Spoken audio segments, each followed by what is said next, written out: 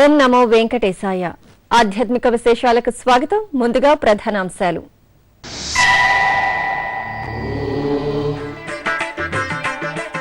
శ్రీవారి కళ్యాణోత్సవంతో మురిసిన భాగ్యనగరం, గోవిందనామ స్మరణతో తరించిన భక్తజనం.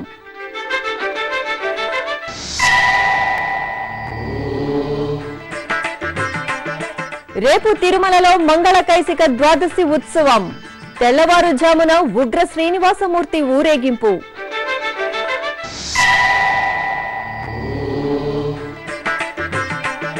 తిరుపతిలో భారీ వర్షం, కళ్యాణి డ్యాం గేట్లు ఎత్తివేత.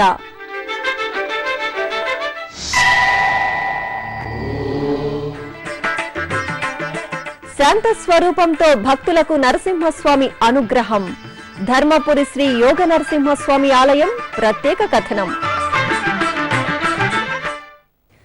తిరుమల శ్రీవారిని దర్శించడానికి దేశం నలుమూలల నుంచి తరలివచ్చే భక్తులకు సులభంగా శ్రీవారి దర్శనం కలిగేలా తిరుమల తిరుపతి దేవస్థానం ఇంటర్నెట్ ఈ-సేవతో పాటుగా ఆయా జిల్లాల్లోని పోస్టాఫీసుల ద్వారా ముందస్తు టిక్కెట్లను మంజూరు చేస్తోంది. శ్రీ వెంకటేశ్వర భక్తి ఛానల్ ద్వారా ఎప్పటికప్పుడు అందుబాటులో ఉన్న ఈ టిక్కెట్ల వివరాలను టీటీడీ తెలియజేస్తోంది. ఈ క్రమంలో ఈ వారంలో అందుబాటులో ఉన్న టిక్కెట్ల వివరాలు తేదీల వారీగా.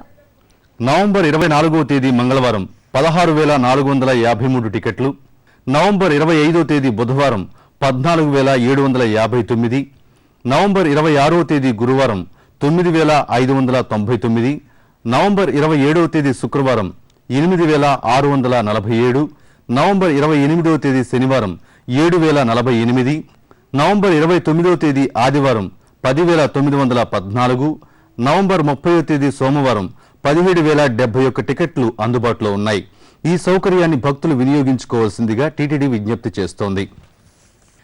తిరుమల తిరుపతి దేవస్థానం శ్రీనివాస కళ్యాణోత్సవ ప్రాజెక్టు ఆధ్వర్యంలో హైదరాబాద్లోని ఎన్టీఆర్ స్టేడియంలో ఆదివారం శ్రీవారి కళ్యాణోత్సవం అంగరంగ వైభవంగా జరిగింది. సర్వాంగ సుందరంగా తీర్చిదిద్దిన వేదికపై స్వామి అమ్మవార్లను కొలువుదీర్చి అర్చకులు కళ్యాణ క్రతువును నిర్వహించారు.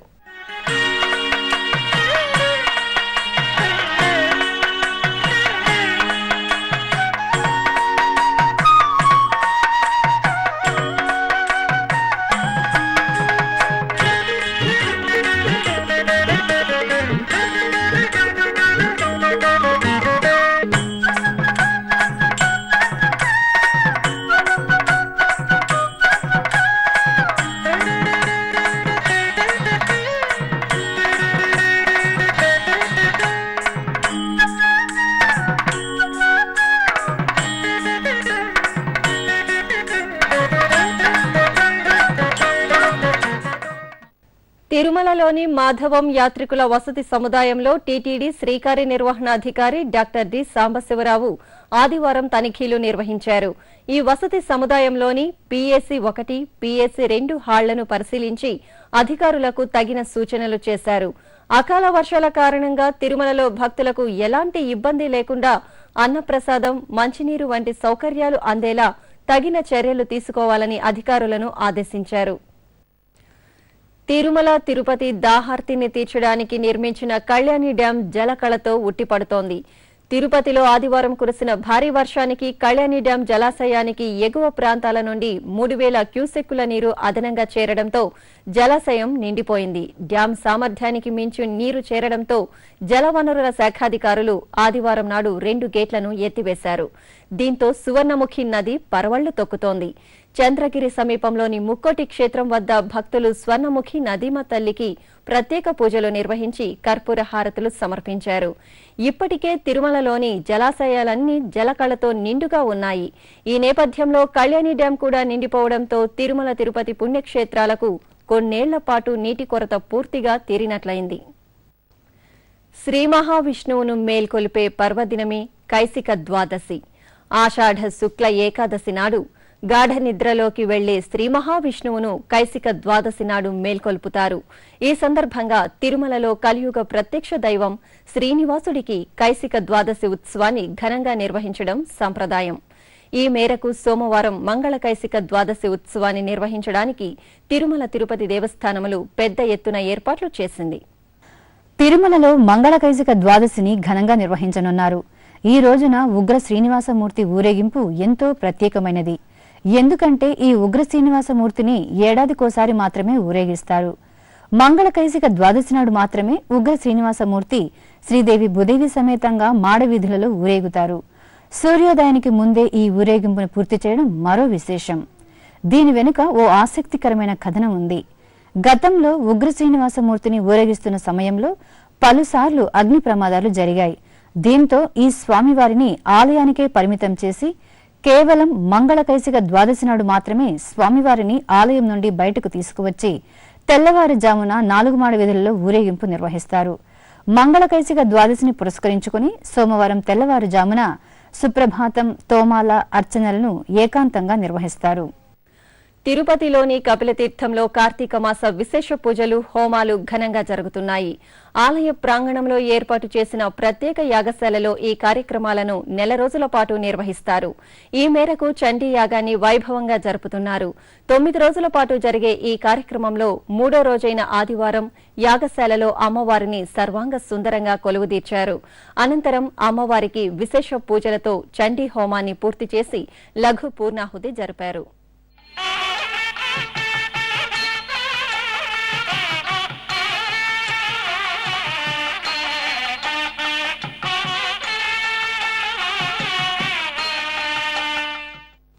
తమిళనాడు రాష్ట్రం తిరువళ్లూరు జిల్లా వెలమకండ్రిగలో నెలవైన శ్రీ వీరాంజనేయ స్వామివారి దేవాలయంలో కుంభాభిషేక మహోత్సవాలు వైభవోపేతంగా జరిగాయి.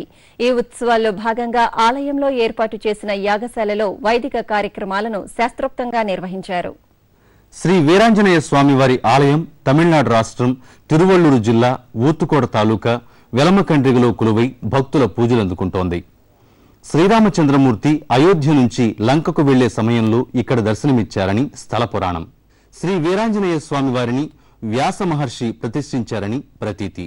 వీరాంజనేయ స్వామి ఆలయ ప్రాంగణంలో శ్రీ సీతారామచంద్ర స్వామి ఆలయాన్ని వెలమకండ్రిగ గ్రామ ప్రజలు నిర్మించారు. ఈ క్రమంలో ఈ నెల 20వ తేదీ నుంచి శ్రీ వీరాంజనేయ స్వామి వారి దేవాలయ కుంభాభిషేక మహోత్సవాలు, శ్రీ సీతారామచంద్ర స్వామి ఆలయ ధ్వజస్తంభ ప్రతిష్టాపన మహోత్సవాలు వేడుకగా జరిగాయి. ఈ ఉత్సవాల్లో భాగంగా యాగశాల పూజ, జలాదివాసం, పంచామృత మహాశాంతి తిరుమంజనాభిషేకం, కుంభాభిషేకాలను ఘనంగా నిర్వహించి పూర్ణాహుతి జరిపారు.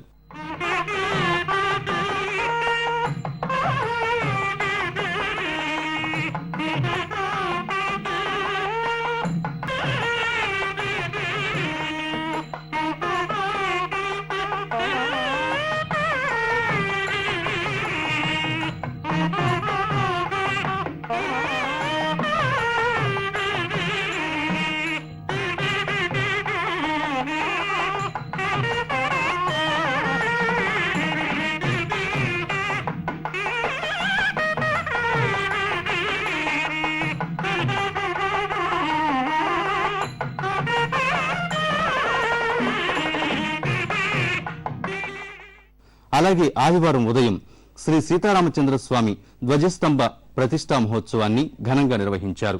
వెలమకండ్రిగ పరిసర గ్రామాల ప్రజలు ఈ ఉత్సవాల్లో విశేషంగా పాల్గొని శ్రీ సీతారామచంద్ర స్వామి, శ్రీ ఆంజనేయ స్వామి వార్ల కృపా కటాక్షాలకు పాత్రులయ్యారు. అనంతరం తిరుమల తిరుపతి దేవస్థానం ఎడిటర్ ఇన్ చీఫ్ డాక్టర్ సముద్రాల లక్ష్మణయ్య హనుమంతుని గొప్పతనం, ఆధ్యాత్మిక జీవన విశిష్టత అనే అంశంపై ప్రవచించారు. యోగమూర్తి శ్రీ లక్ష్మీ నృసింహస్వామివారు. యోగమే వారి స్వరూపం. దేశంలో మరెక్కడా లేని ప్రత్యేకత కరీంనగర్ జిల్లా ధర్మపురిలోని లక్ష్మీ నృసింహస్వామివారి ఆలయానికి ఉంది.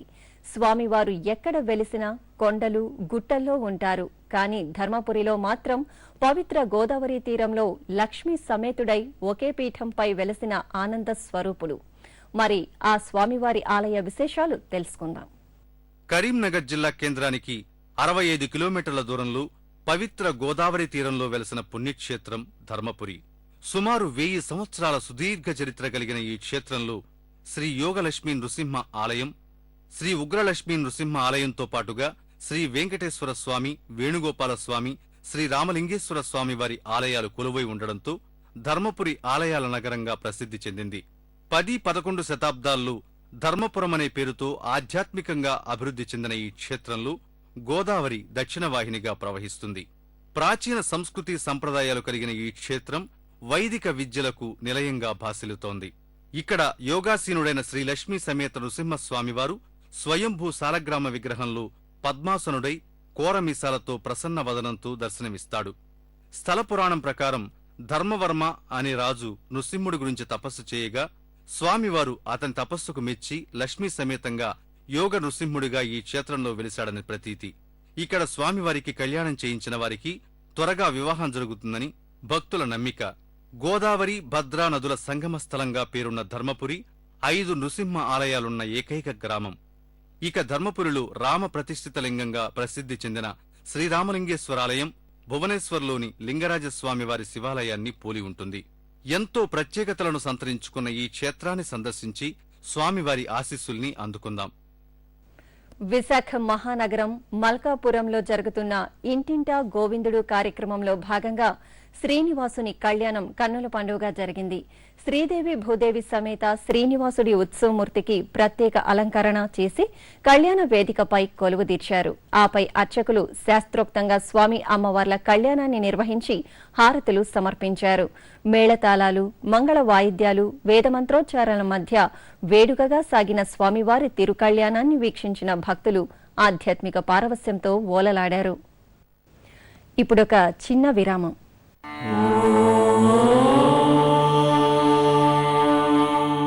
మానవ సేవే మాధవ సేవ అనే మహత్తర ఆశయంతో వికలాంగులైన వారికి ఎముకలు, కీళ్లు, వెన్నెముక సంబంధమైన గాయాలతో బాధపడే నిరుపేదలైన రోగులకు పూర్తి స్థాయిలో ఉచితంగా సేవ చేయడానికి అత్యాధునిక పరికరాలతో బర్డ్ సంస్థను స్థాపించి బర్డ్ ట్రస్ట్ ను నిర్విరామంగా నడుపుతోంది తిరుమల తిరుపతి దేవస్థానం. ఈ ట్రస్టులో మీరు పాలు పంచుకోండి. శ్రీ వెంకటేశ్వర స్వామివారి అనుగ్రహం పొందండి. Website ID www.tirumala.org. ఓం నమో వెంకటేశాయ. ఆధ్యాత్మిక విశేషాలకు పునఃస్వాగతం.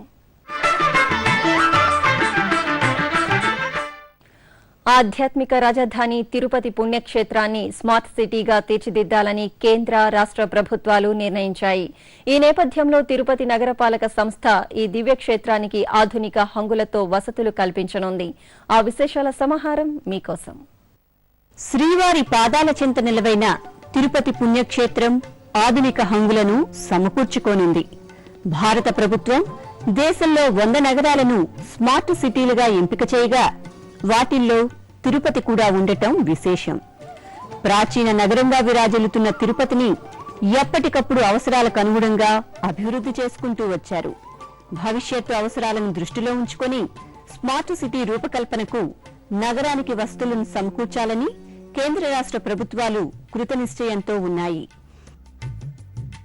ప్రస్తుతం తిరుపతి జనాభా అధికారిక లెక్కల ప్రకారం 3,75,000. దీనికి తోడు తిరుమల శ్రీవారి దర్శనానికి ప్రతినిత్యం తిరుపతికి 70,000 నుంచి 1,00,000 మంది వరకు విచ్చేస్తూ ఉంటారు. తిరుపతి పరిసర ప్రాంతాల్లోని ఆలయాలను, పర్యాటక ప్రాంతాలను సందర్శించడానికి యాత్రికులు విశేషంగా తరలివస్తున్నారు. అదేవిధంగా నవ్యాంధ్రప్రదేశ్లో తిరుపతి నగరం విద్యా కేంద్రాలకు, వైద్యాలయాలకు కేంద్ర బిందువుగా మారింది. స్విమ్స్, రుయా ఆసుపత్రులు, ఆయుర్వేద ఆసుపత్రి, బోర్డు ఆసుపత్రి, ప్రసూతి ఆసుపత్రితో పాటు నగరంలో ప్రైవేట్ సూపర్ స్పెషాలిటీ ఆసుపత్రులు నెలవై ప్రజలకు ఆరోగ్య సేవలను అందజేస్తున్నాయి. ఈ వైద్యాలయాలలో చికిత్సలను పొందటానికి వేలాది మంది ప్రజలు నిత్యం తిరుపతికి వస్తున్నారు. అలాగే రాయలసీమకు తలమానికమైన శ్రీ వెంకటేశ్వర విశ్వవిద్యాలయం, ఉభయ తెలుగు రాష్ట్రాలలో ఏకైక మహిళా ఉన్నత విద్యా కేంద్రంగా ఉన్న శ్రీ పద్మావతి మహిళా విశ్వవిద్యాలయం, శ్రీ వెంకటేశ్వర వెటర్నరీ విశ్వవిద్యాలయం, రాష్ట్రీయ సంస్కృత విద్యాపీఠం, శ్రీ వెంకటేశ్వర వేద విశ్వవిద్యాలయం ఇలా అన్ని శ్రీవారు శ్రీ పద్మావతి అమ్మవార్ల పేరిటే నెలవై ఉన్నాయి. ఈ ఉన్నత విద్యా కేంద్రాలలో వేలాది మంది విద్యార్థులు ఉన్నత విద్యను అభ్యసిస్తున్నారు. ఇదే కాకుండా టీటీడీకి అనుబంధంగా ఉన్న పలు కళాశాలలు, పాఠశాలల్లోనూ వేలాది మంది విద్యార్థులు చదువుకుంటున్నారు. ప్రైవేట్ ఇంజనీరింగ్ కళాశాలలు, పాఠశాలలకు కొదవలేదు. ఆధ్యాత్మిక క్షేత్రంగానే కాక ఆరోగ్యప్రదాయనిగా, విద్యా సుగంధిగా విరాజిల్లుతున్న తిరుపతి నగర సర్వతోముఖాభివృద్ధికి తిరుపతి నగరపాలక సంస్థ ప్రతిపాదనలు రూపొందిస్తోంది. ఇందుకోసం ప్రజాభిప్రాయ సేకరణ నిర్వహిస్తోంది. వారి ప్రాంతాల్లో కావలసిన మౌలిక సదుపాయాలను ప్రజల నుంచి సేకరించి కార్యాచరణకు సిద్ధమవుతోంది. కేంద్ర ప్రభుత్వం ప్రతిపాదించిన స్మార్ట్ సిటీలో భాగంగా తిరుపతి అభివృద్ధికి 5 సంవత్సరాలలో 500 కోట్ల నిధులు అందనున్నాయి. రాష్ట్ర ప్రభుత్వం నుంచి కొన్ని నిధులను మ్యాచింగ్ గ్రాంట్గా తీసుకోవడంతో పాటు వివిధ స్వచ్ఛంద సంస్థల సహకారానికి ప్రణాళికలు సిద్ధం చేశారు. అలాగే అతి తక్కువ వడ్డీతో జాతీయ, అంతర్జాతీయ బ్యాంకుల నుంచి కొంత రుణాన్ని తీసుకోవాలని నిర్ణయించారు. ముఖ్యంగా ఆలయాల నగరంగా ప్రసిద్ధి చెందిన తిరుపతిని తిరుమలకు వచ్చే భక్తులందరికీ ఆహ్లాదాన్ని, ఆతిథ్యాన్ని, ఆధ్యాత్మికతను అందించే విధంగా ఆధునిక హంగులతో అభివృద్ధి చేయాలని తిరుపతి నగరపాలక సంస్థ సంకల్పించింది. ఈ సందర్భంగా తిరుపతి నగరపాలక సంస్థ కమిషనర్ శ్రీ వి వినయ్ చంద్ శ్రీ వెంకటేశ్వర భక్తి ఛానల్తో మాట్లాడుతూ తిరుపతి అభివృద్ధికి చేపట్టబోయే కార్యాచరణను వివరించారు. స్మార్ట్ సిటీ మిషన్ లో భాగంగా ఈ 100 నగరాలకి కూడా వారి వారి ప్రణాళికల ఆధారంగా కేంద్ర ప్రభుత్వం నుంచి 500 crores ప్రతి సిటీకి కూడా, ఈ 100 cities-లో ప్రతి సిటీకి కూడా 500 crores ఇవ్వాలన్నది స్మార్ట్ సిటీ మిషన్ లక్ష్యం. అయితే ఏ నగరానికి కూడా 500 కోట్లు అనే అమౌంట్ సరిపోదు కాబట్టి మంచినీటి సదుపాయం కానీ, డ్రైనేజ్ వ్యవస్థ కానీ, పబ్లిక్ ట్రాన్స్పోర్ట్ కానీ, భూగర్భ డ్రైనేజ్ వ్యవస్థ కానీ, అండర్గ్రౌండ్ ఎలక్ట్రిక్ వైరింగ్ కానీ, స్ట్రీట్ లైటింగ్ కానీ అన్నిటికీ సమగ్రంగా అభివృద్ధి సాధించాలంటే మరింత ఎక్కువ మోతాదులో మనకి నిధులు అవసరం కాబట్టి కేంద్ర ప్రభుత్వం ఈ 500 crores గ్రాంట్ రూపంలో ఇస్తూ బ్యాలెన్స్ 500 crores-ని ఆ లోకల్ బాడీస్ కానీ, స్టేట్ గవర్నమెంట్స్ కానీ వారి పబ్లిక్ ప్రైవేట్ పార్ట్నర్షిప్స్లో వారు సమకూర్చుకునే విధంగా ప్లాన్ చేసుకోవాలని చెప్పి సూచనలు ఇవ్వటం జరిగింది. ఈ మిషన్ కింద కేంద్ర ప్రభుత్వం నుంచి 500 crores రావటం జరుగుతుంది. దాంతో పాటుగా మనకి రాష్ట్ర ప్రభుత్వం, ఇతరత్ర ప్రపంచ బ్యాంకులు వీరందరి నుంచి కూడా సాఫ్ట్ లోన్స్ మనకి అందుబాటులోకి ఉంటాయి. మొత్తం కలుపుకుని ఒక 700 to 800 crores తోటి ప్రణాళిక రూపొందించాలన్నది నగరపాలక సంస్థ లక్ష్యం. శ్రీ మహావిష్ణువు సుదర్శన చక్రం కొలువైన పుణ్య ప్రదేశం తిరుమలలోని చక్రతీర్థం. భక్తులను రక్షించేందుకు సాక్షాత్తు శ్రీ మహావిష్ణువే తన సుదర్శన చక్రాన్ని ఈ ప్రాంతానికి పంపినట్టు ఐతిహ్యం. అందుకే ఈ తీర్థానికి చక్రతీర్థమనే పేరు వచ్చింది. ఏటా కార్తీక మాస శుద్ధ ద్వాదశి నాడు చక్రతీర్థ ముక్కోటి పేరుతో తిరుమల తిరుపతి దేవస్థానములు ఇక్కడ ప్రత్యేక కార్యక్రమాలు నిర్వహిస్తోంది. తిరుమలలోని చక్రతీర్థం ఎంతో మహిమాన్వితమైనదిగా ప్రసిద్ధి చెందింది. సప్తగిరులలోని కోట్లాది తీర్థాలలో ప్రాముఖ్యాన్ని సంతరించుకున్న సప్త తీర్థాలలో ఈ చక్రతీర్థం కూడా ఒకటి. పద్మనాభ మహర్షి అనే యోగిని రాక్షసుడి బారి నుండి రక్షించడానికి శ్రీ మహావిష్ణువు తన సుదర్శన చక్రాన్ని ఈ తీర్థం వద్దకు పంపడం వలన ఈ తీర్థానికి చక్రతీర్థం అనే పేరు వచ్చిందని పురాణ కథనం. అందుకే చక్రతీర్థ వైశిష్టానికి అనుగుణంగా తిరుమల తిరుపతి దేవస్థానములు ఇక్కడ తీర్థ ముక్కోటి నిర్వహించడం సంప్రదాయంగా వస్తోంది. కార్తీక శుద్ధ ద్వాదశి నాడు చక్రతీర్థ ముక్కోటిని జరుపుతారు. ఇందుకోసం తిరుమల శ్రీవారికి ప్రాతకాల, మధ్యాహ్న ఆరాధనలు పూర్తయిన తర్వాత అర్చకులు, పరిచారకులు, ఉద్యోగులు, భక్తులతో కలిసి మంగళ వాయిద్యాల నడుమ స్వామివారు ఆలయం నుండి ప్రదక్షిణగా బయలుదేరి చక్రతీర్థానికి చేరుకుంటారు. చక్రతీర్థంలోని శ్రీ చక్రతాళ్వారుకు, నరసింహస్వామివారికి, ఆంజనేయ స్వామివారికి అభిషేకం నిర్వహించి పుష్పాలతో అలంకరించి ఆరాధన జరిపి హారతి నివేదించి తిరిగి శ్రీవారి ఆలయానికి చేరుకుంటారు. ఇలా ఎంతో వేడుకగా ఈ ఉత్సవాన్ని నిర్వహిస్తారు. సోమవారం ఈ కార్యక్రమాన్ని నిర్వహించడానికి తిరుమల తిరుపతి దేవస్థానంలో చక్కని ఏర్పాట్లు చేసింది. కార్తీక శోభతో ఉమ్మడి తెలుగు రాష్ట్రాల్లోని వివిధ ఆలయాలు ప్రత్యేక శోభను సంతరించుకున్నాయి. విశేష పూజలు, అభిషేకాలు, దీపార్చనలతో భక్తులు హరిహరులను సేవించి తరిస్తున్నారు. ఆ విశేషాల సమాహారం వీక్షిద్దాం. వరంగల్లోని ప్రపంచ ప్రసిద్ధ 1000 స్తంభాల ఆలయంలో కార్తీక మాస పూజల్ని వైభవంగా నిర్వహిస్తున్నారు. భక్తులు అధిక సంఖ్యలో ఈ ఆలయానికి వచ్చి శివయ్యను అర్చించి తరిస్తున్నారు. ఈ నేపథ్యంలో 1000 స్తంభాల ఆలయంలోని శ్రీ రుద్రేశ్వర స్వామివారి సన్నిధిలో సామూహిక సత్యనారాయణ స్వామి వ్రతాలను శాస్త్రోక్తంగా నిర్వహించారు. భక్తులు దంపత్సమేతంగా ఈ వ్రతంలో పాల్గొని ధన్యులయ్యారు. అంతకుముందు శ్రీ రుద్రేశ్వర స్వామిని దర్శించుకున్న భక్తులు ఆలయంలోని మహానందీశ్వరుడి చెంత దీపాలను వెలిగించారు. తూర్పుగోదావరి జిల్లాలోని పలు శివాలయాలు భక్తుల ప్రత్యేక పూజలతో కళకళలాడుతూ ఉన్నాయి. కార్తీక మాసం సందర్భంగా ఆయా ఆలయాల్లో విశేష పూజలు, అభిషేకాలు, హోమాలు నిర్వహిస్తున్నారు. విశేషించి పెళ్లిళ్ల వెంకన్నగా పేరుగాంచిన అమలాపురం శ్రీదేవి భూదేవి సమేత శ్రీ వెంకటేశ్వర స్వామివారి ఆలయంలో జరిగిన పూజలు, హోమాల్లో భక్తులు అధిక సంఖ్యలో పాల్గొన్నారు. కాశీనగరం గంగాతీరంలోని శివాలా ఘాట్ శ్రీ స్వప్నేశ్వర హనుమాన్ ఆలయంలో ప్రత్యేక పూజలను ఘనంగా నిర్వహించారు. ఏటా కార్తీక మాసంలో స్వామివారికి విశేష పూజలు నిర్వహించడం ఆనవాయితీ. ఈ సందర్భంగా శ్రీ స్వప్నేశ్వర్ హనుమాన్కు సింధూర అలంకరణ చేసి వివిధ రకాల పూమాలలతో అర్చన జరిపారు. ఆపై మంగళహారతులు సమర్పించి భక్తులకు దర్శన భాగ్యం కల్పించారు. విశేషించి రామనామ లిఖిత పత్రాలతో ఆలయాన్ని అలంకరించిన తీరు ఆకట్టుకుంది. పశ్చిమ గోదావరి జిల్లా ఏలూరు అగ్రహారంలో కొలువు తీరిన శ్రీ జనార్దన భూనీలాదేవి ఆలయంలో కోటి కుంకుమార్చన కార్యక్రమం ఘనంగా జరిగింది. కార్తీక మాసం విశేష పూజల్లో భాగంగా నిర్వహించిన ఈ కుంకుమార్చనలో భక్తులు అధిక సంఖ్యలో పాల్గొన్నారు. శ్రీదేవి భూదేవి సమేత శ్రీ వైకుంఠ నారాయణమూర్తిని సపరివారంగా కొలువు తీర్చి శాస్త్రోక్తంగా కోటి కుంకుమార్చన జరిపారు. మహిళలు శ్రీ విష్ణు సహస్రనామ పారాయణం చేస్తూ కుంకుమార్చనతో శ్రీ మహావిష్ణువును సేవించి తరించారు.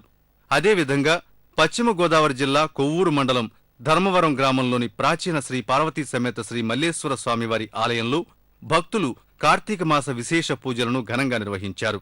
చారిత్రక నేపథ్యంతో అలరారుతున్న ఈ ఆలయంలో ఏటా కార్తీక మాసం శ్రీ మల్లేశ్వర స్వామివారికి రుద్రాభిషేకాలను వైభవంగా నిర్వహిస్తారు.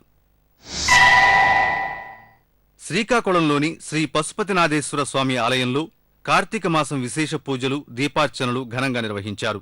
మహాశివుడి సన్నిధిలో ఈ కార్తీక మాసంలో దీపాలు వెలిగిస్తే అష్టైశ్వర సిద్ధి కలుగుతుంది.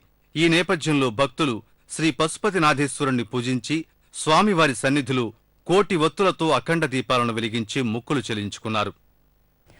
తమిళనాడు రాష్ట్రంలోని పలు ఆలయాల్లో స్కందషష్ఠి వేడుకలను ఘనంగా నిర్వహించారు. తమిళులకు ప్రధానమైన ఐపసి మాసం అమావాస్య తరువాత వచ్చే షష్ఠి నాడు శ్రీ సుబ్రహ్మణ్య స్వామి వారికి ఉత్సవాలను నిర్వహించడం ఆనవాయితీ. ఈ ఉత్సవాల్లో భాగంగా శ్రీ మురుగన్ కళ్యాణం, సూర సంహారం తదితర కార్యక్రమాలను భక్తజన రంజకంగా జరిపారు. శివగంగై జిల్లా దేవకొట్టైలు ప్రసిద్ధి చెందిన శ్రీ బాల దండాయుధపాణి స్వామివారి ఆలయంలో స్కందషష్ఠి ఉత్సవాలను వేడుకగా నిర్వహించారు. ఈ సందర్భంగా శ్రీవల్లి దేవి తిరుకల్యాణాన్ని వైభవంగా నిర్వహించారు. ముందుగా స్వామి, అమ్మవార్లను వేర్వేరు తిరుచులపై కొలువు తీర్చి ఎదుర్కోలు ఉత్సవంతో కళ్యాణాన్ని రమణీయంగా జరిపారు. తమిళనాడు నాగపట్నం జిల్లా సిక్కల్ శ్రీ సింగారవేలన్ స్వామివారి ఆలయంలో శూర సంహార ఘట్టం భక్త జనరంజకంగా సాగింది. ఆలయంలో నిర్వహిస్తున్న స్కందషష్ఠి ఉత్సవాల్లో భాగంగా ఈ విశేష కార్యక్రమాన్ని జరిపారు. వేల్ ఆయుధం ధరించిన శ్రీ సింగారవేలన్ స్వామివారికి ప్రత్యేక అలంకరణ చేసి ఆలయ మాడవీధుల్లో కొలువు తీర్చారు. అక్కడ స్వామివారు సూరపద్మన్ అసురుణ్ణి సంహరించడంతో భక్తులు అరోంహరా అంటూ జయజయధ్వానాలు చేశారు. అదేవిధంగా తిరువారూర్ జిల్లా తిరుత్తరైపూండి సమీపంలోని ఎట్టుకుడి శ్రీ మురుగన్ ఆలయంలో స్వామివారి కళ్యాణం కనుల పండుగగా జరిగింది. ముందుగా శ్రీ మురుగన్ స్వామివారికి విశేష అభిషేకం జరిపి ప్రత్యేక అలంకరణ చేసి మహాహారతులు సమర్పించారు. ఆపై శ్రీవల్లి మురుగన్ స్వామివార్లకు ఎదుర్కొలు ఉత్సవం నిర్వహించారు. అనంతరం శాస్త్రోక్తంగా కళ్యాణాన్ని పూర్తి చేసి ఊంజల్ సేవను రమణీయంగా నిర్వహించారు.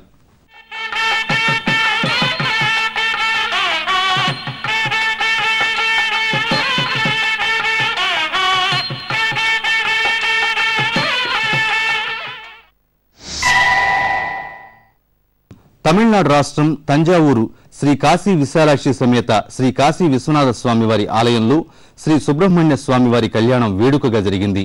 ఆలయంలో నిర్వహిస్తున్న స్కందషష్ఠి ఉత్సవాల్లో భాగంగా శ్రీవల్లి దేవసేన సమేత స్వామివారికి కళ్యాణాన్ని శాస్త్రోక్తంగా పూర్తి చేసి భక్తులకు దర్శన భాగ్యం కల్పించారు. తమిళనాడు ధర్మపురి జిల్లా కుమారస్వామిపేటై శ్రీ శివసుబ్రహ్మణ్య ఆలయంలో స్కందషష్ఠి ఉత్సవాలు ఘనంగా జరుగుతున్నాయి. ఈ సందర్భంగా నిర్వహించిన శూర సంహార ఘట్టంలో భక్తులు అధిక సంఖ్యలో పాల్గొన్నారు.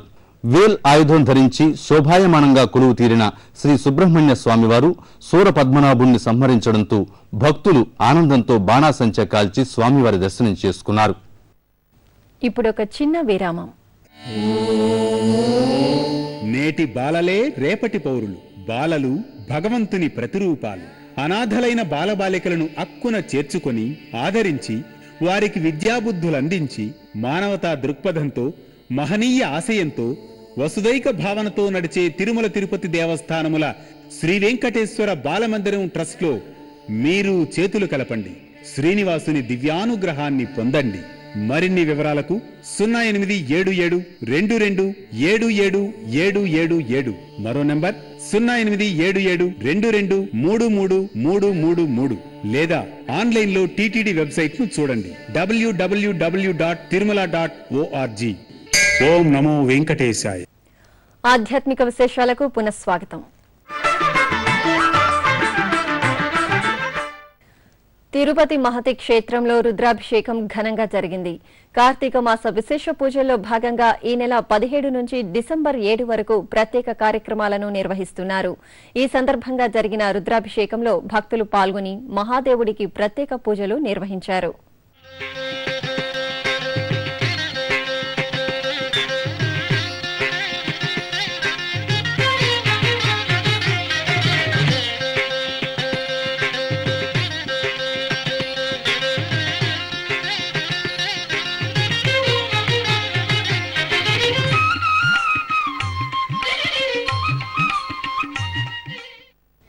ఇప్పుడు వివిధ ప్రాంతాల్లో జరుగుతున్న సాంస్కృతిక కార్యక్రమాల సమాహారం కళా నీరాజనంలో వీక్షిద్దాం.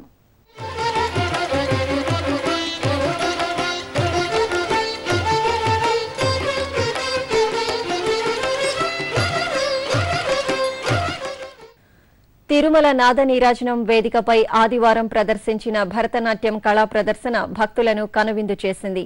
చెన్నైకు చెందిన శ్రీ వివేకానంద భాస్కర్ బృందం పలు కృతులకు లయబద్దంగా అభినయించిన నృత్య రూపకం ఆకట్టుకుంది.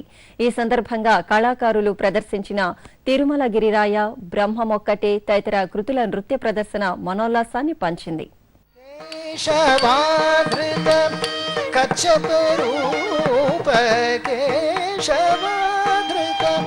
कच्छपरूप जय जगदीश हरे केशवा जय जगदीश हरे केशवा जय जगदीश हरे केशवा जय जगदीश हरे कलम गुदक तिक तक तदी गणतम तदरि धनक जुलता तदम दरिदा धनम दरिदा गिदिम दरिदा दरि धनक जुलता तदम दरिदा धनम दरिदा गिदिम दरिदा दरि धनतता धनक जुलतता जुलत दिमितता दिमित गटतता धन धनता.